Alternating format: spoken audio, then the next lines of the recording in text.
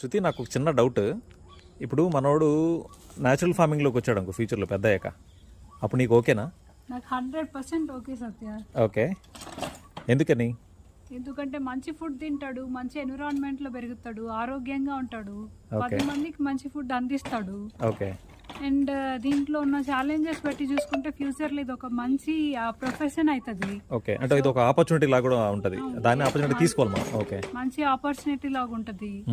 ఎక్కువ ఛాలెంజెస్ కాబట్టి ఎక్కువ మంది ఇంట్రెస్ట్ చూపించరు ఇక్కడికి రావాలని, ఫార్మింగ్ లోకి రావాలని. సో రావాలి అండ్ నెక్స్ట్ జనరేషన్స్ కి ఖచ్చితంగా ఇది తెలుసుకోవాలి. ఎందుకంటే ఇప్పుడున్న సిచ్యువేషన్ లో ఉద్యోగాలన్నీ పోతున్నాయి కదా. అట్లీస్ట్ వాడికి పొలం ఉంటే ఆ పొలంలో పంట పండించుకుని తెలిస్తే అతనికి ఒక లైఫ్ ఎలా బతకాలో అర్థం అవుతుంది. సో అందుకే వీడిని ఇక్కడికి తీసుకొచ్చి రఫ్ అండ్ టఫ్ గా పెంచుతున్నాను. ఏసీ అసలు వాడికి అలవాట్లేదు. ఎండలో కూడా ఎక్కువ హ్యాపీగా తిరిగేస్తాడు. సో ఇంతకంటే బెస్ట్ లైఫ్ ఇంకేమిస్తాం వాడికి ఇంతకంటే.